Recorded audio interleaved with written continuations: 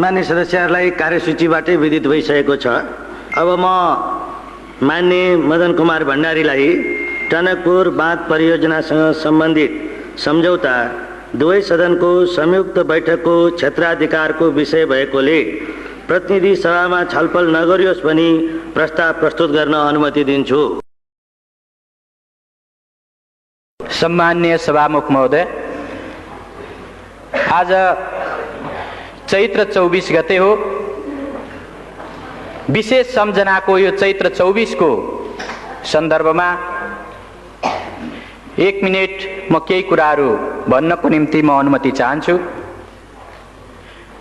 2046 साल चैत्र 24 गते निर्दलीय पञ्चायती व्यवस्थाको विरुद्ध जुन संयुक्त राष्ट्रिय जनआन्दोलन भयो, त्यसको सर्वोच्च उभारको दिन हो र सबभन्दा धेरै आन्दोलनकारीहरूले शहादत प्राप्त गरेको दिन हो। त्यस अघिपछि पनि आन्दोलनमा शहादत प्राप्त गर्ने धेरै आदरणीय शहीदहरू हुनुहुन्छ, जसको रगत पसिनाले यो व्यवस्था, यो संविधान र यी हक अधिकारहरू हामीलाई उपलब्ध भएका छन्। आजको यस विशेष अवसरमा म उहाँहरू सबैलाई हाम्रो दलको तर्फबाट हार्दिक श्रद्धाञ्जली व्यक्त गर्न चाहन्छु। सभामुख महोदय, यो संयोगको कुरा हो कि आज चैत्र 24 गतेकै दिन हामी संविधानको सर्वाधिक महत्त्वपूर्ण प्रावधानसँग सम्बन्धित सवालमा श्री 5 को सरकारले गरेका काम क्रियाकलापहरू माथि टिप्पणी गर्न र तिनीहरू संविधान सम्मत छन् कि छैनन्, नियम कानुन सम्मत छन् कि छैनन्, राष्ट्रको हितलाई तिनीहरूले प्रतिनिधित्व गर्छन् कि गर्दैनन्, अथवा तिनीहरूले राष्ट्रको अहित गरेका छन् भन्ने कुरा अभिव्यक्त गर्नको निम्ति आज यो सेसनमा, यो अवसरमा चर्चा गरिरहेका छौँ। सभामुख महोदय, अहिले भर्खरै माननीय जलस्रोत राज्य मन्त्रीले टनकपुर परियोजना सम्बन्धी सम्झौताको जुन प्रस्ताव प्रस्तुत गर्नुभयो, त्यस सम्बन्धमा हाम्रो दलको तर्फबाट, प्रतिपक्षको तर्फबाट त्यो सम्झौताको बारेमा, त्यो प्रस्तावको बारेमा, त्यसमा भएका विषयवस्तुहरूको बारेमा हाम्रो आपत्ति, हाम्रो विरोध र यो प्रस्तावलाई प्रतिनिधि सभामा प्रस्तुत गर्नु संविधान सम्मत हुँदैन, नियम कानुन सम्मत हुँदैन र यसलाई यहाँ प्रस्तुत गर्ने र छलफल गर्ने कुरा संविधान र नियम कानुनको उल्लङ्घन गर्ने कुरा हो। त्यसो हुँदा यसलाई यहाँ प्रस्तुत नगरियोस्, यसलाई यहाँ छलफल नगरियोस् भन्नको निम्ति आफ्नो प्रतिवादको बारेमा म 1-2 शब्द अगाडि भन्न चाहन्छु। सभामुख महोदय, हामीलाई सम्झना छ, हामीलाई थाहा छ, नेपालको संविधान 2047 को 126 को उपधारा 4 मा नेपालको प्रादेशिक अखण्डतामाथि असर पार्ने खालको कुनै पनि काम सिंगै संसदले एकमतले पनि गर्न सक्दैन, सर्वसम्मत भएर पनि गर्न सक्दैन। तर जब हामी टनकपुर परियोजना सम्बन्धी सम्झौताको बारेमा छलफल गर्छौं, जब हामी त्यस बारेमा मूल्याङ्कन गरिरहेका हुन्छौं, त्यसबेला स्वाभाविक रूपले यो प्रश्न पनि उठ्न सक्छ कि वास्तवमा 2048 साल मङ्सिर 19 देखि 25 सम्म प्रधानमन्त्री गिरिजाप्रसाद कोइरालाज्यूले भारत भ्रमण गर्नुहुँदा गर्नुभएको जुन सम्झौता हो, टनकपुर सम्झौता हो, त्यो टनकपुर सम्झौताको मस्यौदामा उल्लेख भएका जे विषयवस्तुहरू छन् त्यसलाई हेर्दा के वास्तवमा त्यसले हाम्रो प्रादेशिक अखण्डतालाई उल्लङ्घन गरेको छ भन्ने तर्क उपस्थित गर्न सकिन्न। अहिले भर्खरै मन्त्रीज्यूले त्यसका केही उल्लेखित पक्षहरूलाई यहाँ प्रस्तुत गर्नुभयो र नेपालले टनकपुर परियोजना सम्बन्धी बाँध निर्माण गर्नको निम्ति नेपालको भूमि उपलब्ध गरायो। भूमि उपलब्ध गराउने अधिकार, भूमि त्यस ढङ्गले दिने अधिकार संविधानले बहुमत प्राप्त भएको सरकारलाई या बहुमत प्राप्त दललाई दिएको छ कि छैन? सभामुख महोदय, हामी संविधानको प्रावधानलाई हेरेर, सम्बन्धित ऐन कानुनहरूलाई हेरेर र अरू कुनै नियमावलीहरूलाई हेरेर पनि हामी भन्न सक्छौं मुलुकको कुनै पनि त्यस्तो व्यक्ति वा निकाय छैन जसले यो मुलुकको 2.9 हेक्टर मात्रै होइन, 1 इन्ची जमिन मात्रै पनि कुनै अर्को वैदेशिक राष्ट्रलाई दिन पाउँदैन र त्यो ढङ्गले दिने कुनै प्रावधान छैन। सभामुख महोदय, तर टनकपुर परियोजना सम्बन्धी सम्झौतामा त्यो कुरा गरिएको छ। म संविधानको 126 को उपधारा 3 तर्फ म ध्यानाकर्षण गराउन चाहन्छु। त्यो 3 मा उपधारा 3 मा के उल्लेख गरिएको छ भने कुनै पनि 126 को उपधारा 3 मा के उल्लेख गरिएको छ भने कुनै पनि सन्धि सम्झौताहरू यदि संसदले अनुमोदन गर्नुपर्ने सन्धि सम्झौताहरू छन् भने संसदले अनुमोदन नगरुन्जेलसम्म नेपालको हकमा त्यो लागू भएको मानिने छैन। सम्माननीय सभामुख महोदय, टनकपुर परियोजना सम्बन्धी सम्झौतामा हामी देख्छौं कि डिसेम्बर 5 मा 1991 को डिसेम्बर 5 मा जुन सम्झौता भयो त्यो सम्झौता गरिरहेकै बेला त्यो सम्झौताको टनकपुर सम्बन्धी सम्झौताको पहिलो लिखतमै पहिलो प्याराग्राफमै यो सम्झौतालाई डिसेम्बर 15 देखि कार्यान्वयन गरिने गरी यो सम्झौता गरिन्छ भनेर उल्लेख गरिएको छ। सम्माननीय सभामुख महोदय, संविधानको उल्लङ्घन गर्ने अधिकार बहुमत प्राप्त गरेको दललाई छ कि छैन? प्रधानमन्त्रीलाई छ कि छैन? कुनै पनि एउटा त्यस्तो व्यक्ति वा निकायलाई छ कि छैन? सम्माननीय सभामुख महोदय, संविधानको सर्वोच्चता अर्थात् संवैधानिक राजतन्त्र पनि संविधानभन्दा माथि हुन पाउँदैन भन्ने यो संविधान बहाल भइसकेपछि कुनै पनि एउटा व्यक्ति वा निकाय कसैले पनि संविधानभन्दा माथि रहेर वा संविधानका धाराहरूलाई उल्लङ्घन गरेर काम गर्न सक्दैन। तर यो टनकपुर परियोजना सम्बन्धी सम्झौतामा जो स्वाभाविक रूपले संसदले अनुमोदन गर्नु पर्थ्यो त्यो संसदमा प्रस्तुत गर्नु अगावै, संसदलाई जानकारी दिनु अगावै, संसदले अनुमोदन गर्नु अगावै, अझ जुन बेला सन्धि गरिँदै थियो, जुन बेला त्यसको ड्राफ्ट तयार हुँदै थियो, त्यस बेला नै वास्तवमा 10 दिन भित्रैमा या 5 डिसेम्बरमा त्यो सम्झौता गरेर 15 डिसेम्बरदेखि लागू गर्ने भनेर जुन त्यहाँ सम्झौता गरियो यो घोर संविधानको उल्लङ्घन हो। र यस्तो संविधानको उल्लङ्घन भएको कुराप्रति यो सदनले, यो मुलुकले गम्भीरतापूर्वक लिने कि नलिने? आदरणीय सभामुख महोदय, हामी यो कुरालाई अत्यन्त गम्भीरताका साथ लिनुपर्छ भन्ने ठान्छौँ। स्वाभाविक रूपले टनकपुर परियोजना सम्बन्धी सन्धि भइसकेपछि यो सदनलाई थाहा छ योभन्दा अगाडि पनि 2टा वा त्योभन्दा बढी सेसनको अवधिभरि राष्ट्रले यसबारेमा चर्चा परिचर्चा गरेको छ। सबै सन्धि सम्झौताहरू संसदमा प्रस्तुत गरिनुपर्छ र टनकपुर सम्बन्धी जुन सम्झौता हो यो सम्झौता सदनमा प्रस्तुत गर्ने र सदनद्वारा अनुमोदन गरिनुपर्ने सम्झौता हो भनेर हामीले प्रतिपक्षको तर्फबाट यही सदनमा र योभन्दा अगाडिका सेसनहरूमा पनि हामीले दृढतापूर्वक उठाएका छौँ। सभामुख महोदय, तर सत्ता पक्षबाट लगातार त्यो कुरालाई व्यवस्था गर्दै, लगातार त्यो कुरालाई अस्वीकार गर्दै यो कुनै सन्धि भएकै छैन, सन्धि भएकै होइन भनेर मुलुकलाई 1 वर्षसम्म लगातार गुमराहमा राख्ने, ढाँट्ने काम भयो।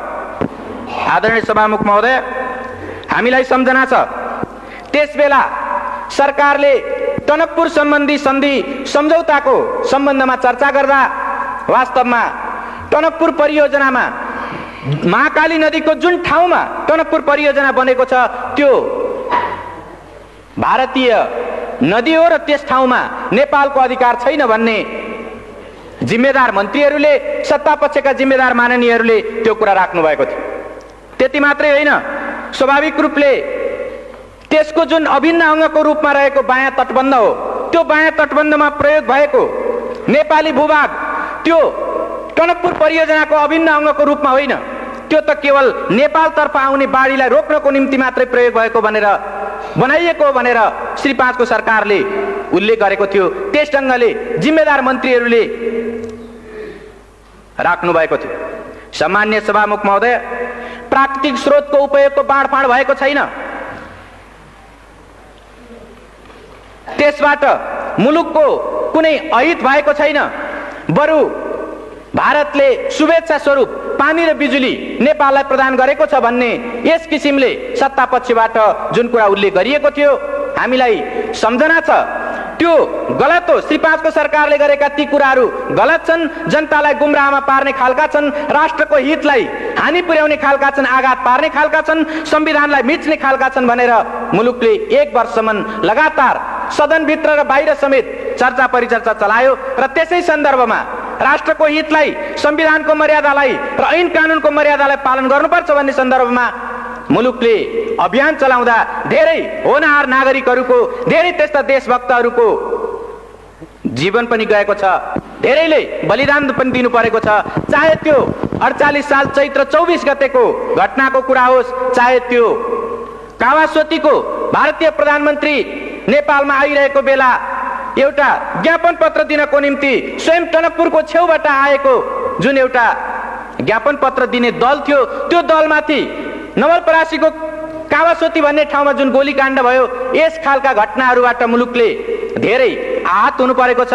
मुलुकमा यो टनकपुर परियोजना सम्बन्धी सवालमा, यसको प्रकृति निर्धारण गर्ने सवालमा सरकारले जनता र राष्ट्रलाई गुमराह गर्न खोजेको कुराको विरुद्ध देशभक्तहरूले आवाज उठाउँदाखेरि धेरै रगत बगाउनु परेको छ। हामी ती कुराहरूलाई बिर्सन सक्दैनौँ। स्वाभाविक रूपले टनकपुर परियोजना सम्बन्धी सम्झौता भएको 11 महिनापछि जब भारतका प्रधानमन्त्री नेपालको भ्रमणमा आउनुभयो, त्यसबेला केही स्पष्टीकरणहरू थपिए।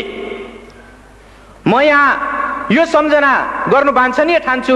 त्यो के हो भने, जब भारतका प्रधानमन्त्री यहाँ आउनुभयो र नेपालको प्रधानमन्त्रीसँग जब वार्ता भयो, त्यसको विज्ञप्तिमा उल्लेख गरिएको छ कि त्यो टनकपुर बाँध परियोजनामा प्रयोग भएको जुन नेपाली भूमि छ, त्यो नेपाली भूमिको सार्वभौमिकता नेपालकै रहिरहनेछ, अर्थात् नेपालकै त्यो हुनेछ भन्ने कुरा स्पष्टीकरण थपियो। म यसबाट के प्रश्न उठाउन चाहन्छु भने, यदि त्यो 91 को डिसेम्बर 5 को जुन सम्झौताको जुन ड्राफ्ट हो, यदि त्यसबेला नै त्यो कुरा मानिएको भए, त्यो कुरा भएको भए पछि किन स्पष्टीकरण थप्नु पर्थ्यो? अनि जब नेपालको कुनै भूभागको बारेमा अर्को कुनै राष्ट्रको एउटा जिम्मेदार व्यक्तिले आएर यसको सार्वभौमिकता तपाईँकै हातमा छ भनेर नभनिदिउन्जेलसम्म सरकारले बोल्न नसक्ने वा त्यस्तो भन्न नसक्ने, मान्न नसक्ने यो जुन स्थिति देखा पर्यो, के यो एउटा बहुत दुःखदायी, बहुत एउटा हानिकारक खालको कुरा होइन र? मैले यसबाट के प्रश्नतर्फ ध्यानाकर्षण गर्न खोजेको हुँ भने, जसरी माननीय मन्त्रीहरू या सत्ता पक्षका माननीयहरू 2.9 हेक्टर जमिन र त्यो जलमग्न हुने क्षेत्रको जुन नेपाली भूभाग थियो, त्यो जमिनको बारेमा हामीले प्रश्न उठाउँदा, प्रतिपक्षको तर्फबाट प्रश्न उठाउँदा त्यसको सार्वभौमिकता नेपालमै रहेको कुराको ग्यारेन्टी सन्धिमा गरिएको छ भनेर उहाँहरूले देखाउन सक्नु भएको थिएन र उहाँले त्यो ढङ्गले हाम्रा सवालहरूको जवाब दिन सक्नु भएको थिएन।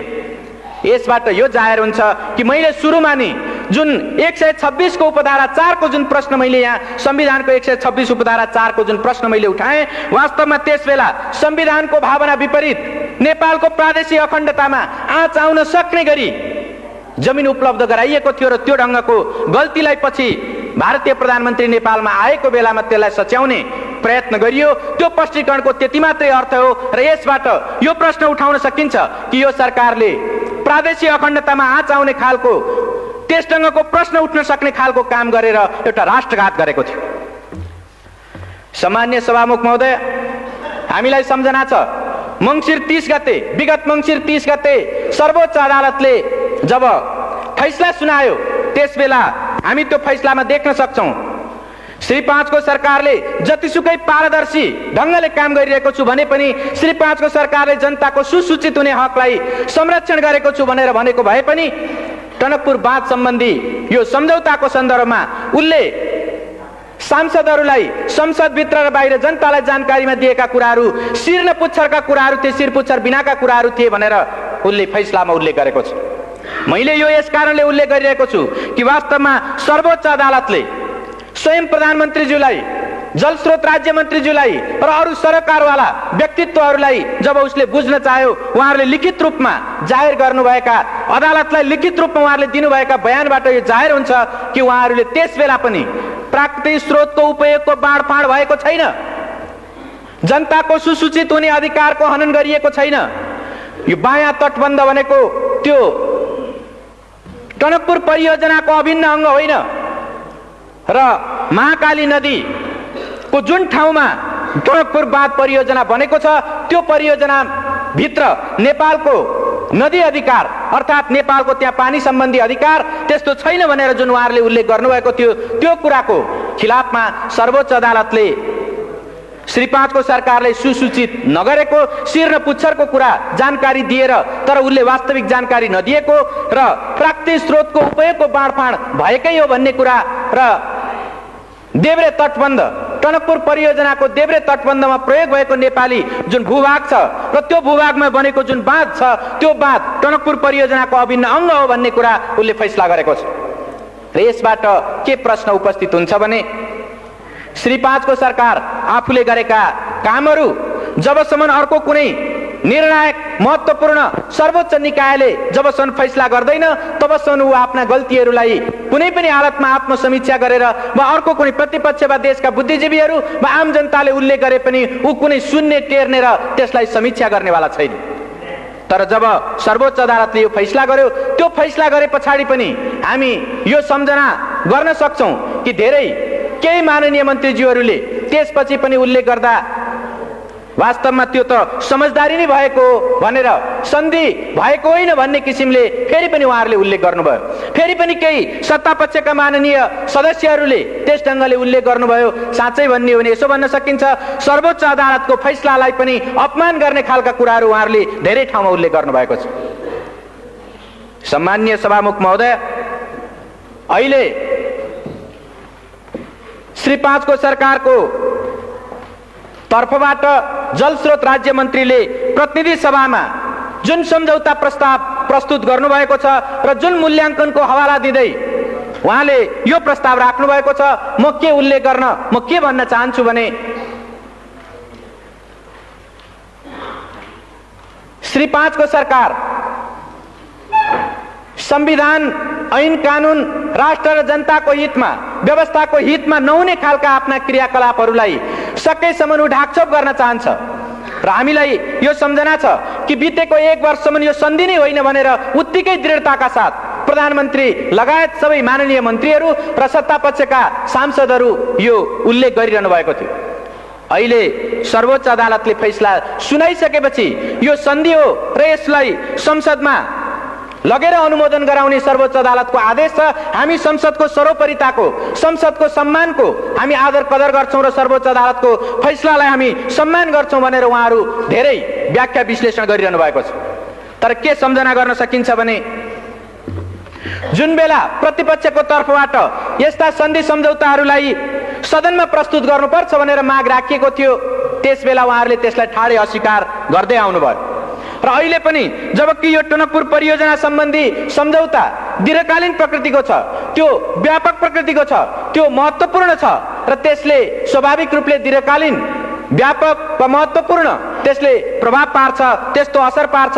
यस्तो सन्धिलाई साधारण प्रकृतिको भनेर त्यस्तो मूल्याङ्कन गर्दै उहाँहरू प्रतिनिधि सभामा साधारण बहुमतले पास गर्न सकिने रूपमा प्रस्तुत गर्दै हुनुहुन्छ।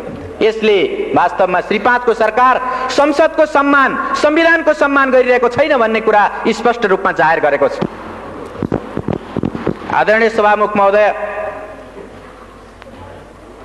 यो सर्वोच्च अदालतको फैसलालाई उल्लेख गर्दै जसरी श्री 5 को सरकारले यहाँ प्रस्ताव प्रस्तुत गरेको छ म के तर्फ ध्यानआकर्षण गर्न चाहन्छु भने सर्वोच्च अदालतको फैसला पनि कानून सम्मत ढङ्गले नै कार्यान्वित गरिनुपर्छ। अर्थात् कुनै पनि अदालतको आदेश कानून विहीन ढङ्गले कानून विपरीत ढङ्गले कार्यान्वयन हुन सक्दैन। जब सन्धिको कुरा आउँछ सन्धिलाई संविधानको 126 को उपधारा 1 ले कानून सम्मत ढङ्गले त्यसलाई अनुमोदन सम्मेलन स्वीकृति गर्ने कुराको व्यवस्था गरेको छ। सन्धिको अनुमोदन गर्ने कानून कुन हो? हामीलाई सम्झना छ नेपाल सन्धि ऐन 2047। नेपाल सन्धि ऐन 2047 नै यस्तो कानून हो जुन कानूनले सन्धि सम्झौताहरूलाई अनुमोदन गर्नको निम्ति अधिकार सृष्टि गर्छ, त्यसको एउटा निश्चित अधिकार क्षेत्रलाई त्यसले निर्धारण गर्छ। तर हामीले अहिले भर्खरै सुन्यौं यो प्रस्तावमा श्री 5 को सरकारले सन्धि ऐनको कुनै उल्लेख नगरिकन केवल संविधानको 126 धाराको उपधारा 2 को प्रतिबन्धात्मक वाक्यांशलाई प्रतिबन्धात्मक पक्षलाई उल्लेख गर्दै अनि प्रतिनिधि सभा नियमावलीको 219 का उपधाराहरूलाई उल्लेख गर्दै उसले यो प्रस्तुत गरेको छ। यसले के जाहेर गर्छ भने यो प्रतिनिधि सभा नियमावली भनेको निश्चित रूपले एउटा प्रक्रिया निर्धारण गर्ने कानुन हो। यो अधिकार सृष्टि गर्ने होइन, प्रक्रिया निर्धारण गर्ने कानुन मात्र हो। तर जुन अधिकार सृष्टि गर्ने कानुन हो, अधिकार सृष्टि गर्ने जुन व्यवस्था हो, ऐनको व्यवस्था हो, त्यो भनेको 2047 को सन्धि ऐन नै हो। त्यो सन्धि ऐनको उल्लेख श्री 5 को सरकारले यसमा गरेको छैन। त्यसको कारण के हो भने सन्धि ऐनमा स्वाभाविक रूपले संविधानको धारा 126 को उपधारा 2 का जे जति पनि सन्धि सम्झौताहरू छन् त्यस्तो सन्धि सम्झौताहरूलाई संयुक्त सदनको 2/3 अनुमोदन गर्नुपर्छ भन्ने त्यसले सुस्पष्ट व्यवस्था गरेको छ।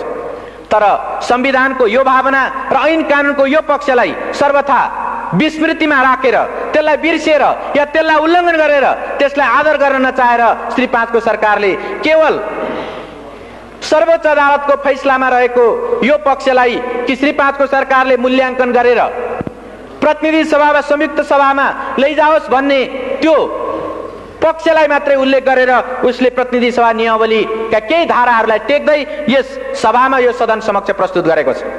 स्वाभाविक रूपले मैले अघि नै भने सर्वोच्च अदालतका फैसलाहरू पनि कानुनसम्मत ढङ्गले मात्रै कार्यान्वित हुन सक्छन् र स्वाभाविक रूपले कानुनभित्र पनि प्रक्रिया निर्धारण गर्ने कानुन होइन, अधिकार सृष्टि गर्ने कानुन अन्तर्गत नै त्यसको कार्यान्वयन हुनुपर्छ।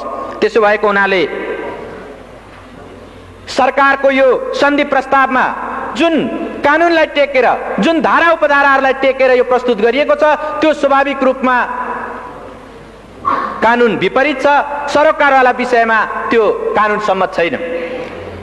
सम्मान्य सभामुख महोदय, त यो परिस्थितिमा हामी के भन्न सक्छौं भने श्री 5 को सरकारले एक खालको पूर्वधारणा बनाएर त्यस अनुरूप मूल्याङ्कन गर्ने कुरा या त्यस अनुरूप आफ्ना धारणाहरू निश्चित गर्ने र त्यस ढङ्गले कार्यान्वयन गर्ने कुरा उल्लेख गर्दै आएको छ।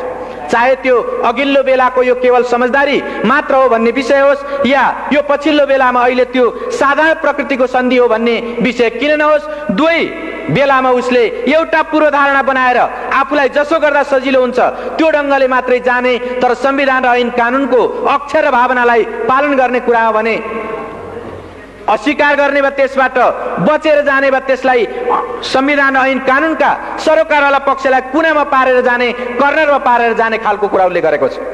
त्यसो भएको हुनाले जसरी अहिले श्री 5 को सरकारको यो मूल्याङ्कनभित्र साधारण प्रकृतिको भनेर यसमा प्रस्तावमा उल्लेख गरिएको छ र यो सदनमा प्रस्तुत गरिएको छ, हामीलाई यो सम्झना छ या हामी यो बारेमा वाकिफ छौं, जानकार हुन सक्छौं कि संविधानको 126 को उपधारा 2 भनेको स्वाभाविक रूपले जुन निश्चित सन्धि सम्झौताहरूलाई संयुक्त सदनको 2/3 समर्थन गर्नुपर्छ, 2/3 अनुमोदन गर्नुपर्छ भनेर उल्लेख गरेको छ। संविधानको मूल भावना त्यही हो।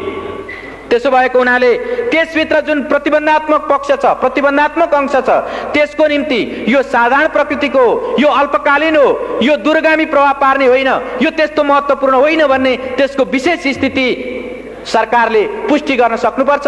सरकारले त्यस्ता प्रमाणहरू प्रस्तुत गर्न सक्नुपर्छ।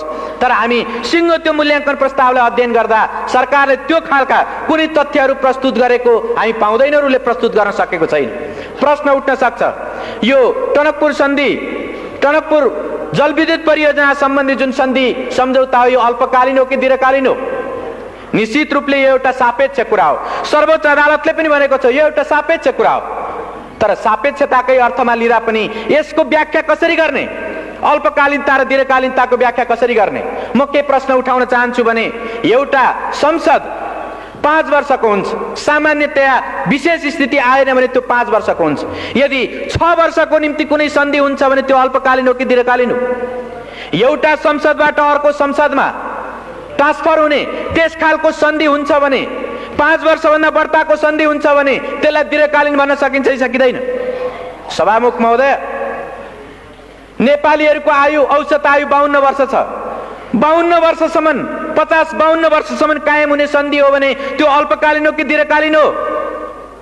सभामुख महोदय, त्यति मात्रै होइन, टनकपुर परियोजना सम्बन्धी जब त्यो सन्धिको मजमुनलाई हामी हेर्छौँ कि त्यो ठाउँमा नेपालले जुन भूमि उपलब्ध गराएको छ या अन्य विभिन्न कुराहरूको जुन कन्ट्रिब्युसन गरेको छ, त्यो कन्ट्रिब्युसनको कुरालाई लिएर हेर्ने हो भनेदेखि त्यसमा यो सन्धिको कुनै अवधि, कुनै त्यस्तो भोगाधिकारको कुराहरू, जमिनको उपभोग गर्ने अवधिको कुराहरू कुनै उल्लेख गरिएको छैन। जब यो उल्लेख गरिएको छैन भने स्वाभाविक रूपले अनुमान गर्न सकिन्छ जबसम्म त्यो टनकपुर बाँध रहन्छ, जबसम्म त्यो परियोजनाका प्राविधिक पक्षहरू निकम्मा हुँदैनन्, तबसम्म त्यो सन्धि कायम रहनेछ। यदि त्यस्तो हो भने हामी अरू धेरै, चाहे त्यो कोशीको होस् वा गण्डकीको होस् या महाकालीमा भएको शारदा नदीको कुरा होस्, शारदा ब्यारेजको कुरा होस्, त्यो ठाउँमा ती कुरालाई, त्यो प्रविधिको कुरालाई हेर्दै यो आधुनिक प्रविधिद्वारा निर्मित भएको टनकपुर बाँध परियोजना 100 वर्षभन्दा माथि टिक्न सक्छ भनेर भन्न सक्छौँ। 100 वर्षभन्दा माथि टिक्छ भने सभामुख महोदय, यसलाई दीर्घकालीन भन्ने कि अल्पकालीन भन्ने? अर्कोतिर स्वाभाविक रूपले यो व्यापक होइन भन्ने त्यस ढङ्गको निष्कर्ष मूल्याङ्कन प्रस्तावमा प्रस्तुत गरिएको छ। तर त्यो मूल्याङ्कन प्रस्तावकै एउटा हिस्सामा के उल्लेख गरिएको छ भने यसको मूल्याङ्कन गर्दा भारत भ्रमणमा प्रधानमन्त्रीले गएर गर्नुभएका अरू तमाम सन्धि सम्झौता र परियोजनाहरूको बारेमा पनि ख्याल गर्नुपर्छ भनेर उल्लेख गरिएको छ। जब एउटा सन्धिको एउटा विषयको बारेमा मूल्याङ्कन गरिरहेको बेला तमाम सन्धि सम्झौता, त्यस बेला गरिएका तमाम सन्धि सम्झौताहरूको परिप्रेक्ष्यलाई ख्याल गर्नुपर्छ भनेर भनिन्छ भने के यो दुई देश बीचको सम्बन्धलाई ख्याल गरिनुपर्छ भन्ने होइन र? व्यापारको कुरा या व्यापार वाणिज्यको कुरा अरू तमाम क्षेत्रको, चाहे निर्माणको होस् या व्यापारको होस् या अन्य सम्बन्धको कुरा होस्, त्यो तमाम सवालमा ख्याल गर्नुपर्छ भनेर स्वयं यो मूल्याङ्कन प्रस्तावले उल्लेख गर्छ भने के यो व्यापक प्रकृतिको भएन र? सभामुख महोदय, स्वाभाविक रूपले यसलाई जसरी श्री 5 को सरकारले व्यापक होइन भन्दै, दीर्घकालीन होइन भन्दै, दूरगामी प्रभाव पार्ने छैन भन्दै जसरी प्रस्तुत गरेको छ, त्यो एउटा पूर्वाग्रह र एउटा पूर्वधारणामा, एउटा पूर्वाग्रहमा त्यो आधारित छ र स्वाभाविक रूपले त्यो गलत छ। संविधान र ऐन कानुनको भावना विपरीत छ र त्यसै भएको हुनाले हामी यसलाई प्रतिनिधि सभामा छलफल गर्ने विषय होइन, प्रतिनिधि सभामा प्रस्तुत गर्नु मात्रै पनि वास्तवमा संविधानको भावनालाई उल्लङ्घन गर्नु हो भन्ने हामी ठान्छौँ। सभामुख महोदय, यसको अर्को पक्ष पनि छ। अर्को पक्ष के छ भने नेपालमा सामान्यतया भन्दै आइएको छ, हर कसैले भनिरहेको छ कि नेपालको सम्पत्ति भनेको जलस्रोत हो र यो जलविद्युत सम्बन्धी नेपालको जुन स्रोत हो वा जुन शक्ति हो त्यो 83,000 मेगावाट विद्युत क्षमताको छ। यो 83,000 मेगावाट विद्युत क्षमता भएको जलस्रोतको परिचालन गर्नको निम्ति कस्तो मेकानिजम, कस्तो खालको मेथड, कस्तो खालको तौर तरिका र कस्तो नीति अवलम्बन गर्ने हो भन्ने कुरा पनि यसबाट स्वाभाविक रूपले उपस्थित हुन्छ र यो टनकपुर सम्बन्धी जुन सन्धि भएको छ, यो सन्धिले स्वाभाविक रूपले भविष्यको निम्ति एउटा प्रेसिडेन्स, भविष्यको निम्ति एउटा नजिर पनि स्थापित गर्छ। जब यसको समयावधिको कुरा, यसले नेपाल र भारतको बीचमा भइरहेका तमाम सन्धि सम्झौताहरू र दुई मुलुकको बीचको सम्बन्धको कुरा र यसले नेपालकै अरू प्राकृतिक स्रोत सम्पदाहरूलाई भविष्यसम्म उपयोग गर्ने कुराको, भविष्यसम्म प्रयोग गर्ने कुराको नजिर स्थापित गर्छ भने यसलाई कसरी अल्पकालीन, कम महत्त्वपूर्ण र त्यसलाई साधारण खालको भनेर कसरी भन्न सकिन्छ? त्यसो भएको हुनाले श्री 5 को सरकारले प्रस्तुत गरेको यो मूल्याङ्कन निश्चित रूपमा त्यो संविधान र ऐन कानुन विपरीत छ, राष्ट्रको हितलाई हानि पुर्याउने खालको छ र संविधानलाई उल्लङ्घन गर्ने खालको छ। त्यसो भएको हुनाले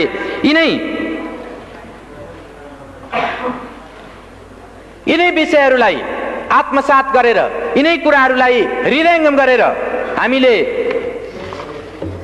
टनकपुर सम्बन्धी यो सन्धि प्रस्तावलाई प्रतिनिधि सभामा प्रस्तुत गर्नु र प्रतिनिधि सभामा छलफल गर्नु यो संविधान विपरीत हो भन्ने त्यो मान्यता राखेर हामीले एउटा प्रस्ताव हाम्रो विभिन्न प्रतिपक्षी सांसदहरूले सही गरेर माननीय सभामुख समक्ष हामीले प्रस्तुत गरेका छौँ र त्यो प्रस्तावलाई म यहाँ पढेर सुनाउन चाहन्छु। माननीय सभामुख महोदय,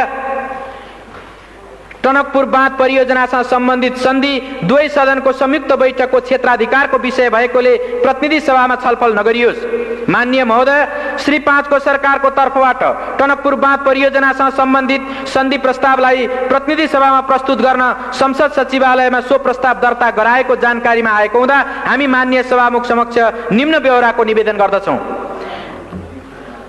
नेपाल अधिराज्यको संविधान 2047 को धारा 126 को उपधारा 2 ले नेपालको प्राकृतिक सम्पदाको उपयोग र त्यसको बाँडफाँड सम्बन्धी सम्झौता संसदको दुवै सदनको संयुक्त बैठकमा उपस्थित सदस्यहरूको 2/3 बहुमतबाट अनुमोदन गराउनु पर्ने व्यवस्था गरेको छ।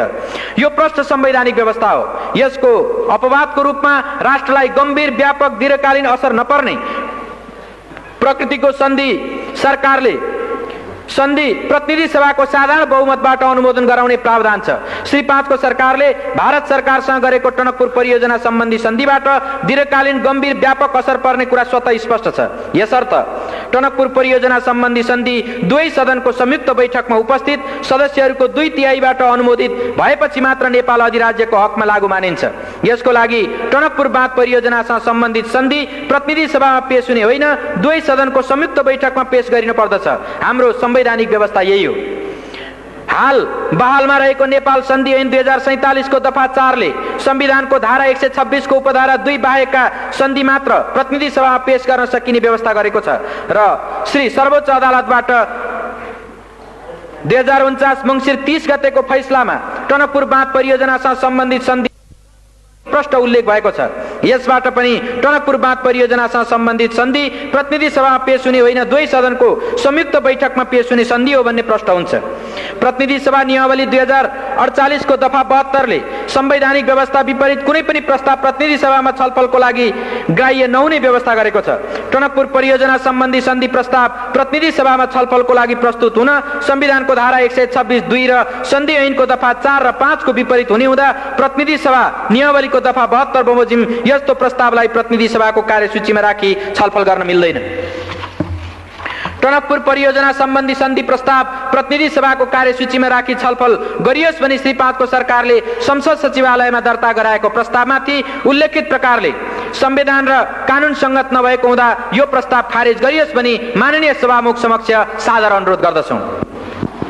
साथै टनकपुर परियोजना सम्बन्धी सन्धि प्रस्तावमाथि छलफल गर्न र निर्णय गर्न संविधानको धारा 126(2) र सन्धि ऐन 2047 को दफा 5 बमोजिम दुवै सदनहरूको संयुक्त बैठक बोलाउन माननीय सभामुख महोदयसँग अनुरोध गर्दछौं। सदनको संयुक्त बैठक र संयुक्त समितिको नियमावली 2048 को दफा 18 ले श्री 5 को सरकारले सन्धि सम्झौताहरू संयुक्त बैठकमा प्रस्तुत गर्न चाहेमा सोको व्यवस्था गरेको छ। तर श्री 5 को सरकारले नचाहँदा संसदको आफ्नै पहलमा दुवै सदनको संयुक्त बैठक बोलाउने बारे कुनै दफामा प्रष्ट उल्लेख भएको पाइँदैन। संविधानको धारा 126(2) ले दुवै सदनको संयुक्त बैठकको व्यवस्था गरेको छ। श्री सर्वोच्च अदालतको फैसलाबाट टनकपुर परियोजना सम्बन्धी सन्धि संविधानको धारा 126(2) अन्तर्गतको हो भनी ठहर भएको छ। संसदको संयुक्त बैठक र संयुक्त समिति कार्य सञ्चालन नियमावली 2048 को दफा 35 ले माननीय सभामुखलाई बाधा अड्काउ फुकाउने अधिकार प्रदान गरेको छ। संवैधानिक व्यवस्था लागू गराउन र टनकपुर परियोजना सम्बन्धी सन्धि प्रस्तावमाथि छलफल गर्न संसदको संयुक्त बैठक र संयुक्त समिति कार्य सञ्चालन नियमावली 2048 को दफा 35 प्रयोग गरी दुवै सदनको संयुक्त बैठक अविलम्ब बोलाइयोस् र श्री 5 को सरकारद्वारा प्रस्तुत गरिएको सन्धि सम्बन्धी यस प्रस्तावलाई प्रतिनिधि सभामा छलफल नगराइयोस् भनी हार्दिक अनुरोध गर्दछौं। धन्यवाद। नमस्कार, हाम्रो युट्युब च्यानललाई सब्स्क्राइब गरी यस भिडियोमा लाइक, कमेन्ट र सेयर गर्नुहोला। यस्तै प्रकारका नयाँ जानकारीमूलक शिक्षामूलक सामग्रीहरू प्राप्त गर्न यस च्यानललाई सब्स्क्राइब गरी त्यसपछि देखिने घण्टी बटन दबाउनुहोला। धन्यवाद।